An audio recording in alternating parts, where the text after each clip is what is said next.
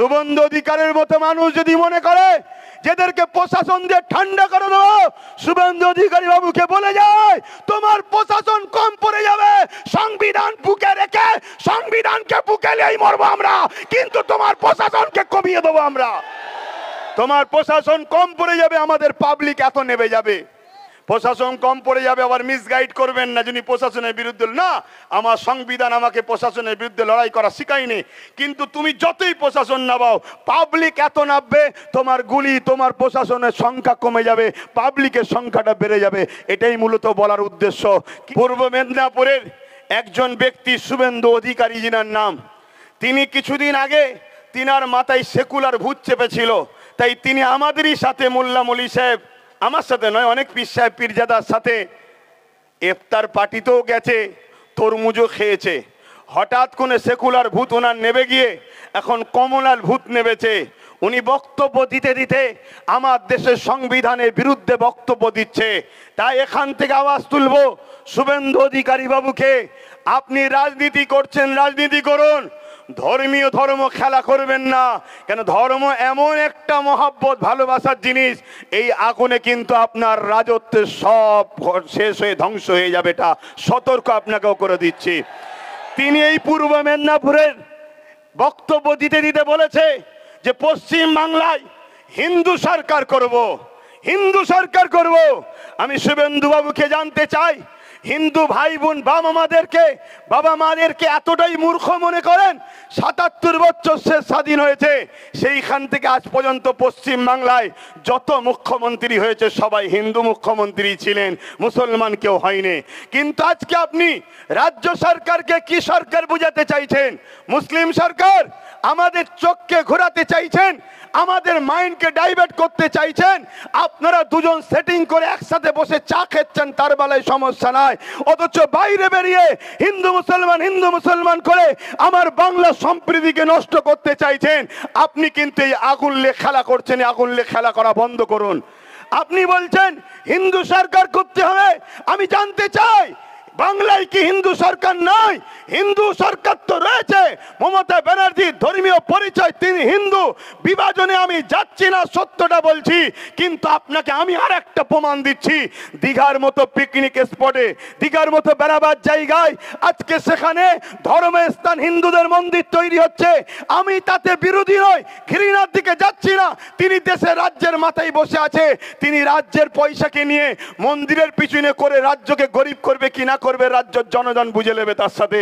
কিন্তু আমি বলতে চাইছি, তিনি হিন্দু দরদি বলেই তো দীঘাতে কোনো মসজিদ করে নেই, সেখানে মন্দির তৈরি করছে।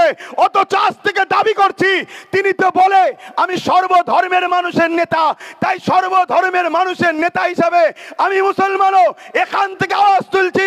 দীঘায় যেমন 200 কোটি টাকা দিয়ে মন্দির করছেন, আপনি তো বলেছেন সংখ্যালঘুকে বেশি ভালোবাসি, কমসে কম 300 কোটি টাকা দিয়ে দীঘায় একটা মসজিদের আবদার আমরা রাখলাম। এটা করতে হবে।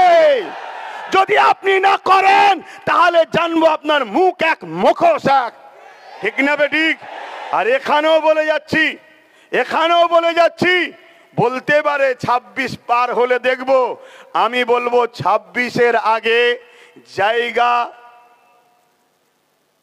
জায়গা কিনে, জায়গার যে আছে অ্যালাইনমেন্ট করে, শিলান্যাস করে ভিত শুরু করেন, না হয় জানবো আপনারা দুজন শুভেন্দু অধিকারী আর রাজ্যের সিএম সেটিং এ আছে। তুই আমায় গালি দিবি, আমি তোকে গালি দেবো, তুই এক অংশ ভাগ নিবি, আমি মোল্লা গুণের সব বুকা বানিয়ে নিয়ে নেবো। এই নাটক কিন্তু বাংলার মানুষ ধরতে পারছে। তাই বলবো, এই জায়গা থেকেও আমাদের আন্দোলনের আওয়াজ আমরা রাজ্য সরকারের কাছে দীঘাতে একটা কমসে কম 300 কোটি টাকার একটা মসজিদের আবদার রাখছি। কি করতে হবে না? হবে না? আর শুধু মুসলমানদের নয়, বাকি ধর্মের মানুষগুলো কি দীঘায় যায় না? তাহলে তাদের কি হবে? তাদের জন্য ভাবতে হবে। তবে জানবো আপনি সবার জন্য ভাবছেন, সবার মুখ্যমন্ত্রী। কে এতে একমত তো নাকি? হাত তুলে বলুন, একমত তো নাকি? একমত তো নাকি? একমত তো নাকি? এটা আমাদের অধিকার, দাবি আছে। কিন্তু আজ শুভেন্দু বাবু তিনি বারবার মানুষের চোখকে আইকে অস করছে, এমনভাবে বিভাজন তৈরি করতে চাইছে যেন রাজ্যের সিএম মুসলমানদের, উনি অন্য কোনো একটা সরকার তৈরি করতে চাইছে। আরে আপনাদের কি সেটিং, এটা সবাই বুঝতে পেরে গেছে। তো যাক, আমি আবার ফিরে আসছি। এখানে আর একটা কথা বলি, আজকে বাংলায় নাকি জঙ্গিদের সরকার চলছে, বলছে না বলেনি? আচ্ছা, একটা রাজ্যে জঙ্গি সরকার, তার সাপোর্টারের সরকার রয়েছে, এরকম কথা যদি কেউ বলে তাকে অবিলম্বে অ্যারেস্টের দরকার আছে না নাই? শুভেন্দু অধিকারীর সঙ্গে মমতা ব্যানার্জির বন্ধুত্ব না ঝগড়া এখানেই প্রমাণ হবে। যদি অ্যারেস্ট করে জানবো সত্যিই ঝগড়া, অ্যারেস্ট যদি না করে জানবো সব তলায় তলায় মিল আছে। এই কথা একমত তো নাকি? আচ্ছা, আমি আমার জায়গায় পুনরায় ফিরে আসছি। ওয়াকফ নিয়ে একটু বলি এবারে, এটাই তো শেষ, বাকিটা সব বলা হয়ে গেছে। কিন্তু ওয়াকফ বিলে কি আছে এটা আমাদের একটু জানতে হবে। ওয়াকফ বিলের মধ্যে এমন কিছু আইন তৈরি করতে চাইছে সংশোধনের নামে, যে আইন দ্বারা দিনের মতো সত্য ওয়াকফ মুসলিমদের ব্যক্তিগত সম্পদ, এ সম্পদ আর মুসলমানদের হাতে থাকবে না। প্রথমে আমাদের জানা দরকার, শুধু কি মুসলমানদের এই ওয়াকফ সম্পত্তি আছে, অন্য ধর্মের ভাইদের নাই? হ্যাঁ আছে। এই ভারতবর্ষে দেবত্ব সম্পত্তি আছে যেটা হিন্দু ভাইদের, এটাও আমাদের জানানো দরকার। না হয় হিন্দু ভাইদের কাছে গিয়ে ফিস ফিস করে জানানো হচ্ছে সব মুসলমানরা নিয়ে নিচ্ছে, মুসলমানদের সব হয়ে গেছে। শুনুন আমার হিন্দু ভাইদের, দুটো মন্দিরের যা জায়গা আছে ভারতবর্ষ জুড়ে মুসলমানদের অত জায়গা নেই। সেই দেবত্ব সম্পত্তি দুটো মন্দিরে আছে। সেই সম্পত্তি তাদের পূর্বপুরুষরা তাদের ধর্মীয় ভালোবাসায় তারা দান করেছে, উৎসর্গ করেছে, তাদের বিশ্বাস, আস্থা, ভক্তি, ভালোবাসা তাদের কাছে, যেটাকে বলা হয় দেবত্ব সম্পত্তি। ঠিক তেমনই এই ভারতবর্ষে আদিবাসী ভাইদের জল জঙ্গলের সম্পদ রয়েছে। সেই সম্পদ আজকে কোথায়? এইখান থেকে মন দিয়ে শুনুন। আদিবাসী ভাইদের জল জঙ্গলের সম্পদকে আজকে আইন করে কেন্দ্র সরকার দখল করেছে। সেই দখল করে সেখান থেকে আদিবাসী ভাইদের অধিকারকে হরণ করে দিয়ে ওই সম্পদের ওপরে বড় বড় কর্পোরেশনদের হাতে তুলে দিয়ে জঙ্গলকে পরিষ্কার করে বড় বড় শিল্পপতিরা সেখানে কলকারখানা তৈরি করছে, আবাদ করছে। আজকে আদিবাসী ভাইদের থাকা দুষ্কর হয়েছে, তাদের ঘরবাড়ি বাঁচানো দুষ্কর হয়েছে, তাদের বাচ্চাদের জীবন জীবিকা, তাদের ধর্মীয় স্বাধীনতা সব কিছুর উপরে আজকে হস্তক্ষেপ হচ্ছে। ঠিক তেমনই এটা 2023 আইনটা করেছিল। আজকে 2024 ওয়াকফকে নিতে চাইছে। কেন ওয়াকফকে নিতে চাইছে? ওয়াকফ সংশোধনীয় বিলের নামে এই ওয়াকফকে যদি তারা হরণ করতে না পারে, তাহলে এই রাষ্ট্রকে বিশেষ একটা ধর্মীয় রাষ্ট্র বলে ঘোষণা করতে পারছে না। কেন? এই ভারতবর্ষে একটা মসজিদ আছে কেরলে 1400 বছর বয়স, এই ভারতবর্ষে মসজিদ আছে গুজরাটে 1300 বছর বয়স। এই 1400, 1300, 1000 বছরের মসজিদ প্রমাণ দিচ্ছে ভারতবর্ষে মুসলমান নতুন নয়। হাজার হাজার বছরের মুসলমান এরা ভারতে রয়েছে। হাজার হাজার বছর ধরে এদের কবরস্থান আছে, হাজার হাজার বছরের ধরে এদের মাদ্রাসা আছে।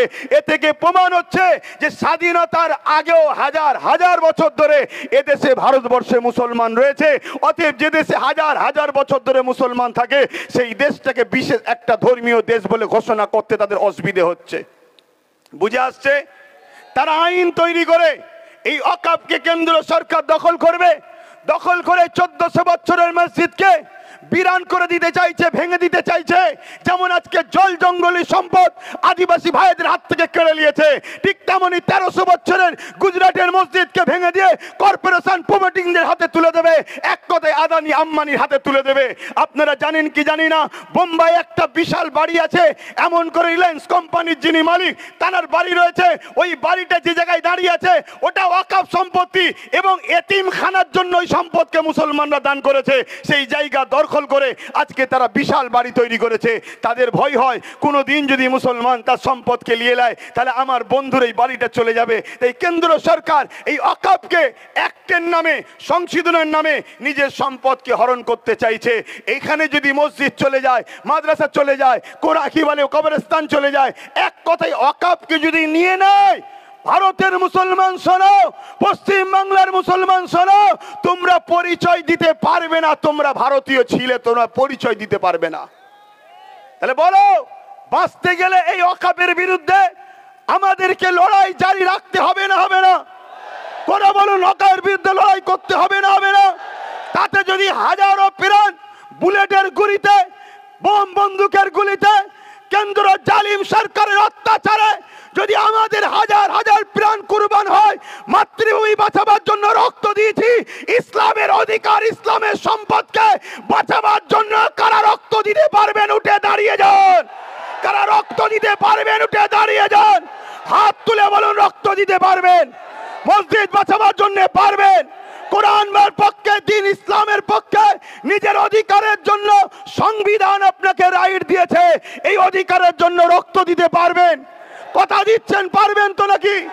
এই লড়াই আজকে শেষ হলে হবে না। ঝড় এসুক, পানি এসুক, তুফান এসুক, লাঠিচার্জ হোক, গুলি মারুক, বোম মারুক, আমাদের এই লড়াই রাজপথে চলতে থাকবে। হাত তুলে বলুন, হাত তুলে বলুন। আজকে বড় দুঃখের সাথে বলতে হয়, ওয়াকাবলি আন্দোলন পুরো দেশ জুড়ে চলছে, সব আন্দোলনকে আমি সমর্থন করি, কিন্তু আজকে আমার রাজ্যেতেও কলকাতায় বিশাল বিশাল মিটিং হচ্ছে ওয়াকাবলি। আগামী দিন ফুরফুরা আহলে সুন্নাত ওয়াল জামাত 20 থেকে 30 লক্ষ লোকের সমাগম কলকাতার রাজপথে করতে চাইছে। আপনারা ওই 20-30 লক্ষের মধ্যে আপনারা কেউ সামিল হতে ইচ্ছুক আছেন? হাত তুলে বলুন আছেন। কিন্তু এই লড়াই আমাদের বড় ভয়ানক হবে, ওই লড়াই কিন্তু বিশাল হবে।